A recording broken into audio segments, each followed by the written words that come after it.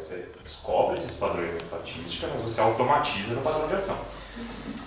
Se a gente pega e vê que esse grupo do pouco todo mês, ele gera uma anomalia de que em março, por exemplo, só 30% desse grupo investiu pelo menos R$2.000, não é o comportamento esperado dele. E isso pode gerar um padrão de ação. Então, na verdade, quando você tem um cluster e você fica olhando só para o comportamento que ele tem e age, é uma coisa. Você pode olhar para a anomalia desse comportamento e também reagir. Acho que essas são as lógicas de data science mais inteligentes. É você conseguir gerir o dado periodicamente, entender o que está acontecendo com ele e reagir. No cluster a gente não costuma olhar para a anomalia, a gente costuma olhar para o comportamento esperado. Mas isso aqui é um exemplo, na verdade, de como a gente pode gerar uma automação e padrão de ação de acordo com o que a gente data science como melhorar um trabalho de conhecimento da sua base de clientes. Exatamente. Com certeza. Porque, e eu acho que no final, assim, as empresas não podem esperar que data science vai resultar no cara ligando para o alô na URA e aí já sai um e-mail para ele com a proposta de valor. Não é isso data science. Data science é isso. Tá? É dar um comportamento esperado, quando ele tem um desvio, como que um algoritmo pode te ajudar a tratar esses desvios, para tentar recuperar de novo. Exatamente. Tá? Que desvio você aceita? Tipo, 80% desses caras fazem isso. Se ficar até 60%, eu não faço nada. Eu aceito essa variação. Mas baixou disso, eu não aceito. Você pode programar. Então, é uma coisa que em cluster dá para fazer também. Porque o Diego deu vários exemplos de modelos de causalidade ou associativos que podem gerar padrões de ação, mas o cluster também pode dessa maneira. E aí tem uma questão que é bem interessante que a gente foi discutindo também, que é a vida prática. A gente sempre fala disso, né? Tá bom, a gente está falando conceitualmente aqui, mas existe a vida real do específico do específico que a gente precisa ter instrumentos adequados para conseguir gerir. Então assim, beleza. A gente identificou esses clusters que o Elode falou, qualquer um dos exemplos que ele falou, pode ser do energético, da seguradora ou do que quer que seja.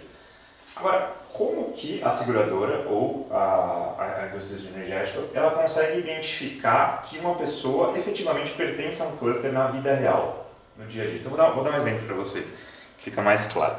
Vamos pegar a Yuzu também, exemplo fictício aqui. Imagina que ela também tem 2 clusters, estou dando um exemplo só de 2, só para fins didáticos. Mas, vamos entender que uma variável muito importante para a formação desses clusters é o nível de envolvimento com seguradora, com seguro. Então, são caras que no grupo A tem alto envolvimento com isso e no grupo B tem baixo envolvimento com isso. Além de muitas outras coisas que formam clusters, estou querendo focar nisso. A grande questão é, beleza, então a gente entendeu que o grupo, que os 2 grupos eles têm essa distinção muito clara. Aí, baixa um lead lá na user. Chegou.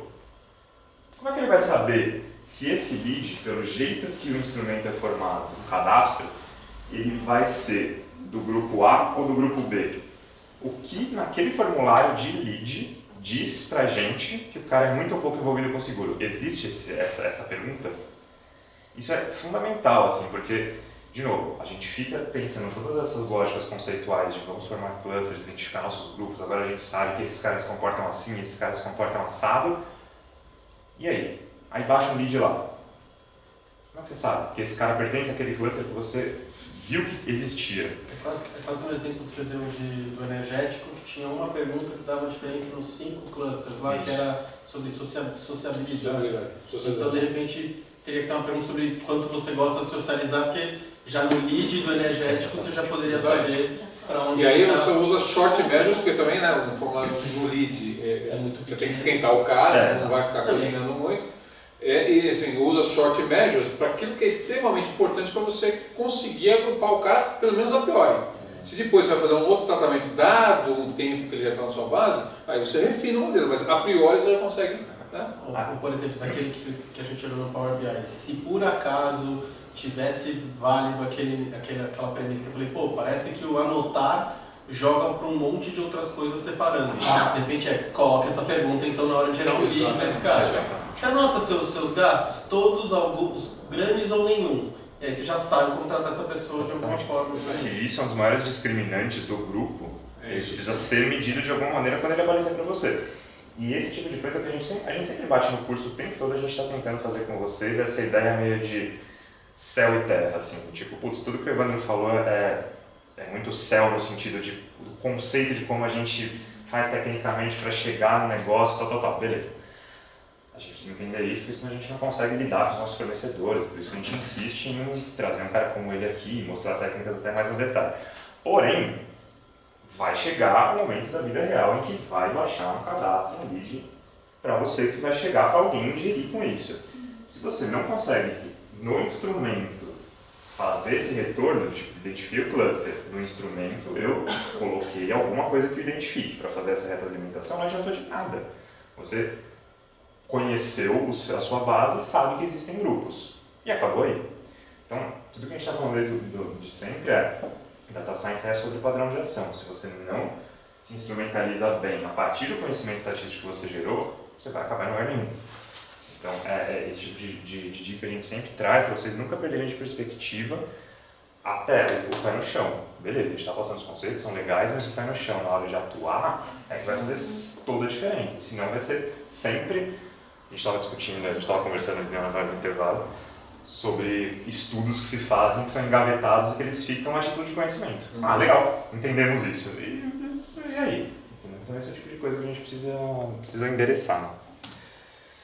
E por fim, o último toque era uma coisa que aqui, especificamente na Sandbox, a gente fala muito em muitos cursos diferentes, por motivos diferentes, mas é essa ideia de que linguagem importa. Muitas das coisas que a gente trata, elas são muito abstratas, elas são conceituais, muito abstratas. A menos que a gente consiga traduzir concretamente em linguagem, elas vão ser totalmente perdidas na interpretação de cada um. Então, linguagem importa muito em questões abstratas, como planejamento estratégico que a gente trata em outros cursos, ou Data Science que a gente está tratando aqui. Então, existe um momento derradeiro que o ano passou, que é a hora de você criar a persona, de você virar e falar assim, eu vou nomear esse cluster e eu vou dar a cara dele. É a parte mais quali que ele chamou. Essa é a parte final ali, naquele modelo de Data Science, é uma das partes finais. Você identifica e depois você dá a cara para eles, faz a interpretação e dá a cara para eles. Tem dois exemplos que a gente fez que eu acho, também é óbvio, a gente erra. A gente fez um que eu acho, olhando para trás, eu acho ruim, e outro que eu acho muito bom. Por quê? Esse daqui é o que eu acho ruim. Por quê? Olha como a gente chamou os clusters. A gente chamou de nerd, decidido, millennial e baladeiro. Da energética. Pensa em isso disseminado na empresa. Você comunica para a empresa. Existem 4 clusters aqui. O baladeiro, o millennial ou não sei o quê.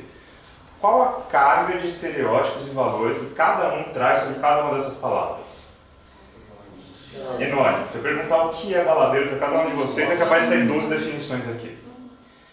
Então, a gente tem que tomar muito cuidado com essas coisas, porque a gente pode tecnicamente ter chegado a um lugar muito bom e na hora de comunicar a gente se perder. Porque aí o cara de vendas fala, não, tem o cluster do millennial é aquilo e tal. E o cara nem conheceu o estudo no detalhe e já está atribuindo valor sobre o que é esse cluster. Não, e ele vê um estudo de millennial e fala, pronto, é o mal. a mesma coisa. O estudo sobre nerds e pronto, os nerds, então é assim que eu vou fazer. Exato. Então assim, eu acho que aqui a gente pecou no sentido de a gente fez um trabalho muito bom, foi mostrando detalhe ali de como tecnicamente a gente chegou nos 4 clusters. Na hora de comunicar a gente foi mal, assim, tipo, a gente poderia ter achado outro tipo de nome. E eu acho que a gente corrigiu isso num trabalho recente, que é um trabalho para uma de mercado financeiro também, que hoje tem sido a maioria dos trabalhos, e que a gente fez coisas completamente diferentes. A gente usou uma abordagem de esportes, e a gente chamou cada um deles, eu não vou explicar para vocês porque não é o caso aqui, mas eles chamavam de ciclista, o ciclista tandem, que é o de dupla, né? O arqueiro, o jogador de xadrez e o jogador de curling. É impossível alguém atribuir um valor sobre essas coisas por conta de estereótipos do passado. Não tem, o cara vai ter que olhar o que é esse diálogo. Então isso é muito melhor, assim, porque a gente usou a criatividade no sentido de vamos amarrar tudo com uma metáfora de esporte, que é interessante, mas a gente não correu o risco de uma atribuição de valor indevida. Então aqui a gente tem cada um dos clusters formados e a gente comunicou em linguagem de um jeito apropriado. Então essa é uma dica que ela é a mais quali da aula possível, foi bastante quente, mas Mas é nessas coisas que às vezes as coisas nas empresas se perdem completamente. É um trabalho muito bem feito tecnicamente, vai pelo ralo. Então tome cuidado dessas coisas porque faz muita diferença.